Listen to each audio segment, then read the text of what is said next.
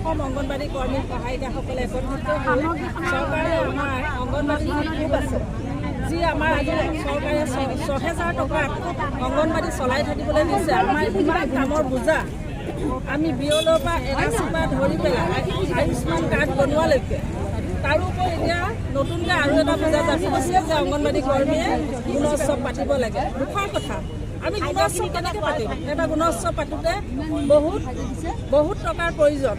চৰকাৰে আমাক ৬,০০০ টকাই চলিব দিছে, অথচ কামৰ উপৰি কাম এই বোলে বেজী, এই বোলে গৰ্ভৱতী মাতৃ, এই বোলে প্ৰসূতি মাতৃ, এই কিশোৰী আৰু কিহত লগোৱা নাইকিয়া। সেইকাৰণে আমি অতিষ্ঠ হৈ পেলাই আজি অংগনবাড়ী কৰ্মী সহায়িকা একত্ৰিত হৈ আমি চৰকাৰলৈ এটা বাৰ্তা দিব বিচাৰিছোঁ যাতে অংগনবাড়ী কৰ্মীক সহায়িকাত চলিব পৰাকৈ অসম চৰকাৰে অন্ততঃ ১২,০০০ ১০,০০০ টকা দিব আমাক লাগিব, নহ'লে আমাৰ সংসাৰখন নচলে। আজি অসমৰ মুখ্যমন্ত্ৰী ডাঙৰীয়াই তেখেত বহুত সহানুভূতি ব্যক্তি, আমি তেখেতক ভালদৰে জানো।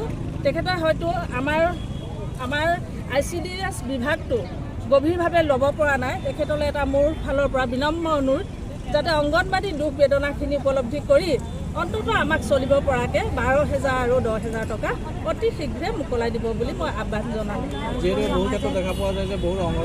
এজনী মানুহ গৰ্ভ অৱস্থাৰ পৰা এটা শিশু ৬ বছৰ বয়সলৈকে কিশোৰী হোৱালৈকে ছোৱালীজনী বিয়া দিয়া বয়সলৈকে আমি সম্পূৰ্ণ দায়িত্ব ল'ব লাগে।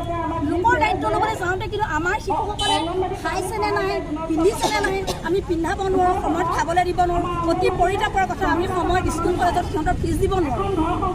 ডাক্তৰ বিষয়ৰ কথা আমাৰ একো নাই।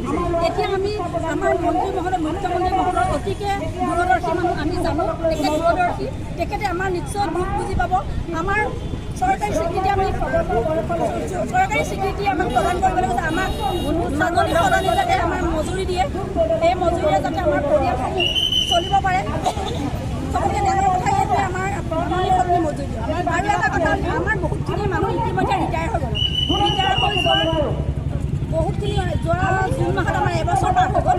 তেখেতে এককালীন সাহায্য চৰকাৰে আমাৰ ঘোষণা কৰিছিলে কৰ্মী ৪ লাখ আৰু সহকাৰী ২ লাখ টকা।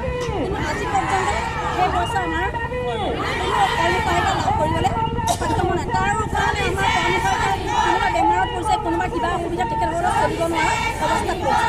আমি মন্ত্ৰী মহোদয়লৈ আমাৰ ফালৰ পৰা বিনম্ৰভাৱে আমি অনুৰোধ জনাইছোঁ, আমাৰ এই পইচাটো মোকলাই দি আমাৰ কৰ্মী সহায়িকাক যাতে আমাৰ সমাজখনক উন্নত কৰি নাচায়, আমাক যাতে সহায় চকুৰে